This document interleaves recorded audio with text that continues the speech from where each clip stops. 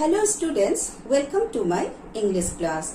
Today I am going to start lesson number 2, The Sound of Music, part 1.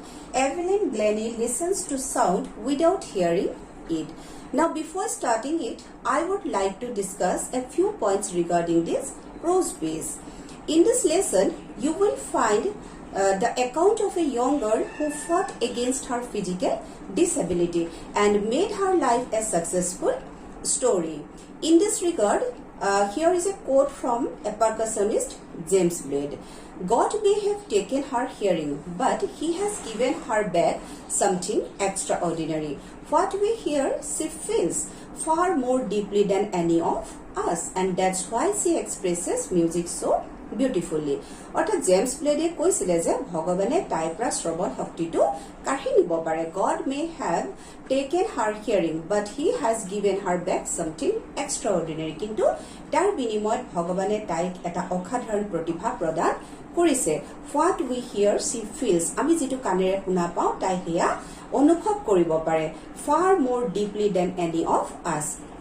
আমাৰ বহুতকৈ তাই ভালদৰে কি কৰিব পাৰে সেই শব্দটো অনুভৱ কৰিব পাৰে and that's why she expresses music so beautifully আৰু সেই কাৰণে তাই কি কৰিব পাৰে সংগীত খুব সুন্দৰকৈ পৰিবেশন কৰিব পাৰে. গতিকে মৰমৰ ছাত্ৰ ছাত্ৰীসকল এই পাঠটি তোমালোকে দেৱৰাজ কাউলেৰ দ্বাৰা ৰচিত এই পাঠটি তোমালোকে এভলিন গ্লেনি নামৰ এজনী কণমানি ছোৱালীৰ বাস্তৱ কাহিনী পঢ়িবলৈ পাবা, যিজনী ছোৱালীয়ে নিজৰ শাৰীৰিক অক্ষমতাৰ সত্ত্বেও জীৱনত সফলতা অৰ্জন কৰিবলৈ সক্ষম হৈছিল. 1965 চনত জন্মগ্ৰহণ কৰা এভলিনৰ কি হৈছিল জানানে যে 8 বছৰ বয়সৰ পৰা স্নায়ু দুৰ্বলতাৰ ফলত তাই শ্ৰৱণ শক্তি লোপ পাবলৈ ধৰিছিল, অৰ্থাৎ তাই কাণেৰে শুনা শক্তিটো হেৰুৱাবলৈ আৰম্ভ কৰিছিল আৰু 11 বছৰ বয়সত তাই একেবাৰে নুশুনা হৈ গৈছিল. কিন্তু তাই এই অক্ষমতাটো তাইৰ কৰ্মজীৱনত বাধা সৃষ্টি কৰিব নিদিলে, তাই প্ৰভাৱ বিস্তাৰ কৰিব নিদিলে. তাই একান্ত চেষ্টা, একাগ্ৰতা, প্ৰবল ইচ্ছা শক্তি আৰু দৃঢ় মনোবলৰ ফলত তাইৰ কৰ্মত ব্ৰতী হৈ থাকিল আৰু যাৰ ফলস্বৰূপে তাই কাণেৰে নুশুনা স্বত্তেও 1000ৰো অধিক বাদ্য তাই বজাব পৰা হ'ল আৰু অৱশেষত সৰ্বকালৰ এগৰাকী পাৰ্কাছনিষ্ট অৰ্থাৎ ঘাট বাদ্যৰ বাদক বা ঢোল জাতীয় বাদ্যৰ বাদক হিচাপে গোটেই বিশ্বতে তাই খ্যাতি অৰ্জন কৰিবলৈ সক্ষম হ'ল. গতিকে ছাত্ৰ ছাত্ৰীসকল এই পাঠটি তোমালোকে এভলিন গ্লেনিয়ে কেনেদৰে নিজৰ শাৰীৰিক অক্ষমতাৰ সত্ত্বেও তাই কাণেৰে নুশুনা সত্ত্বেও নিজৰ একাগ্ৰতা আৰু চেষ্টাৰ বলত কেনেদৰে তাই জীৱনত সফলতা অৰ্জন কৰিবলৈ সক্ষম হৈছিল সেই বিষয়ে তোমালোকে এই পাঠটিত পঢ়িবলৈ পাবা. Okay children, now I am going to give the explanation of the first two paragraphs. First paragraph. Rush hour crowds jostle for position on the underground train platform.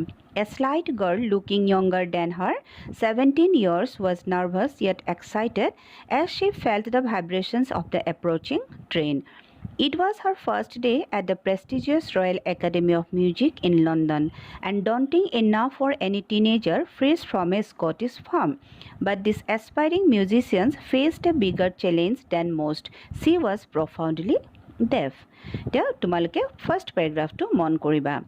Rush hour crowds jostle for position. Rush hour crowds মানে হৈছে কি মানুহৰ ভিৰৰ মাজত এটা হুৰমুৰ অৱস্থাৰ সৃষ্টি হৈছে. Jostle means push roughly, একদম জোৰ ইফালে মানে মানুহক ঠেলা হেঁচা এটা অৱস্থাৰ সৃষ্টি হৈছে. For position নিজৰ অৱস্থানৰ কাৰণে on the underground train platform. Underground train platform মানে হৈছে কি মাটিৰ তলত থকা যিবিলাক ট্ৰেইন ষ্টেচন, সেই ট্ৰেইন ষ্টেচনত মানুহবিলাকৰ মাজত নিজৰ অৱস্থানৰ কাৰণে মানুহবিলাকৰ মাজত এটা হুৰমুৰ ঠেলা হেঁচাৰ এটা অৱস্থাৰ সৃষ্টি হৈছে. এ স্লাইট গাৰ্ল লুকিং য়ংগাৰ দেন হাৰ 17 years. এজনী স্লাইট মিনছ স্মল এণ্ড থিন, সৰু আৰু এজনী ক্ষীণ এজনী অকণমানি ছোৱালী লুকিং য়ংগাৰ দেন হাৰ 17 years. দেখাত তাইক 17 বছৰতকৈ সৰু যেন দেখা যায়. Was nervous yet excited. তাই যথেষ্ট নাৰ্ভাছ কৰিছে, ভয় কৰিছে, কিন্তু তথাপিতো তাই যথেষ্ট এক্সাইটেড হৈ আছে, তাই উত্ৰাৱল হৈ আছে. As she felt the vibration of the approaching train. কাৰণ তাই ক্ৰমাৎ কাষ চাপি অহা ট্ৰেইনৰ শব্দৰ যি কম্পন হৈছিল সেই কম্পন তাই অনুভৱ কৰিব পাৰিছিল it was her first day at the prestigious royal academy of music in London সেইদিনাখন তাই লণ্ডনৰ যিটো প্ৰেষ্টিজিয়াছ অৰ্থাৎ সন্মানীয় ৰয়েল একাডেমি অফ মিউজিক তাৰমানে সংগীতৰ যিখন একাডেমি আছিল ৰয়েল একাডেমি অফ মিউজিক সেই একাডেমিখনলৈ তাই সেইদিনাখন প্ৰথম যাত্ৰা আছিল and daunting enough for any teenager fresh from a Scottish farm Scottish farm মানে হ'ল স্কটলেণ্ডৰ এগৰাকী ব্যক্তি আৰু স্কটলেণ্ডৰ এগৰাকী ছোৱালী হিচাপে তাৰমানে এগৰাকী টিনেজাৰ অৰ্থাৎ স্কটলেণ্ডৰ এগৰাকী কিশোৰী হিচাপে তাৰমানে তাই যথেষ্ট পৰিমাণে কি কৰিছিলে ভয় খাইছিলে but this aspiring musician faced a bigger challenge than most কিন্তু এই এছপাইৰিং মিউজিচিয়ানছ মানে হ'ল a person he wants to be a musician aspiring musicians মানে হ'ল যিগৰাকীয়ে নিজকে এগৰাকী সংগীতজ্ঞ হিচাপে প্ৰতিষ্ঠিত কৰিব বিচাৰে আৰু এই এছপাইৰিং মিউজিচিয়ানছগৰাকীয়ে কথা কৈছে যে তাই কিন্তু জীৱনত এটা ডাঙৰ চেলেঞ্জ বা প্ৰতিদ্বন্দ্বিতাৰ মুখামুখি হ'ব লগা হৈছিলে দেন মষ্ট আনবিলাকতকৈ শ্বি ৱাজ প্ৰফাউণ্ডলি ডেফ কাৰণ তাই কি আছিল আনবিলাকতকৈ তাই অত্যন্তভাৱে অৰ্থাৎ এক্সট্ৰিমলি ডেফ আছিল অত্যন্তভাৱে তাই কলা আছিল next paragraph Evelyn Glennie's loss of hearing had been gradual Evelyn গ্লেনিৰ কাণেৰে নুশুনা প্ৰক্ৰিয়াটো কি আছিল ক্ৰমশ আছিল তাই একেদিনাখনেই নুশুনা হৈ যোৱা নাছিল her mother remembers noticing something was wrong when the 8-year-old Evelyn was ৱেইটিং টু প্লে দ্য পিয়ানো তাইৰ মাকৰ মনত আছে যে তাইৰ মাকে এভিলিন গ্লেনিয়ে যেতিয়া পিয়ানো বজাবৰ বাবে বাট চাই আছিল সেই সময়তে 8 বছৰীয়া এভিলিনৰ ক্ষেত্ৰত যে কিবা এটা অসুবিধা হৈছে সেই কথাটো মাকৰ লক্ষ্য কৰা মনত আছে they call her name and she didn't move তেওঁলোকে তাইৰ নামটো ঘোষণা কৰিছিলে আৰু তাই কিন্তু অলপো লৰচৰ হোৱা নাছিল আই ছাডেনলি ৰিয়েলাইজ শ্বি হেডণ্ট হাৰ্ড তেতিয়াই মই হঠাৎ অনুভৱ কৰিছিলোঁ যে তাই হয়তো শুনা পোৱা নাই চেজ ইছাবেল গ্লেনি হৈছে এভিলিনৰ মাক আৰু এভিলিনৰ মাকে কৈছিলে যে হঠাৎ মই অনুভৱ কৰিছিলোঁ যে মোৰ ছোৱালীজনীৰ ক্ষেত্ৰত কিবা এটা অসুবিধা হৈছে কাৰণ তেওঁলোকে তাইৰ নামটো যিহেতু মাতি আছিলে পিয়ানো বজাবৰ বাবে কিন্তু তাই অলপো লৰচৰ হোৱা নাছিল For quite a while, Evelyn managed to conceal her growing deafness from friends and teachers.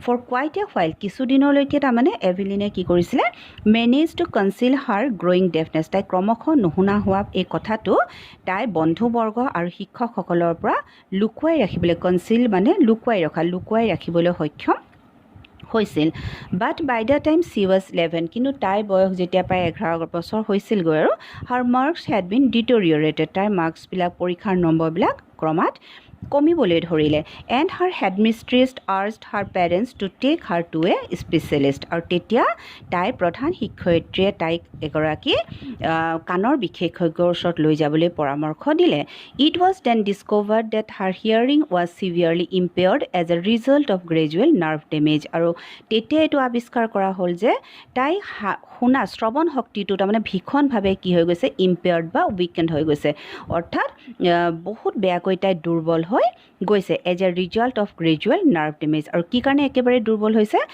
কাৰ ফলস্বৰূপে যিহেতু তাই ক্ৰমশ স্নায়ুবিলাক কি হৈ গৈছে বিকল হৈ গৈছে they were advised that she should be fitted with hearing aids তেতিয়া সেই বিশেষজ্ঞসকলে মানে পৰামৰ্শ দিলে যে তাইক কি কৰিব লাগে কাণেৰে শুনা যন্ত্ৰ তাইক লগা কাণত ফিট কৰি দিব লাগে and sent to a school for the deaf আৰু তাইক কলা ল'ৰা ছোৱালীবিলাক যেনেকুৱা স্কুল যায় তেনেকুৱা স্কুললৈ তাইক কি কৰিব লাগে পঠাই দিব লাগে এভৰিথিং ছাডেনলি লুক ব্লেক চেজ এভিলিন আৰু এই কথাখিনি শুনাৰ পাছত এভিলিনে কৈছিলে যে এভৰিথিং ছাডেনলি লুকড ব্লেক সকলোখিনি হঠাতে মই আন্ধাৰ অৰ্থাৎ কলা অৰ্থাৎ মই আন্ধাৰ দেখা পাইছিলোঁ Okay children, our class is over for today. I will explain the remaining paragraphs in our next class. Thank you.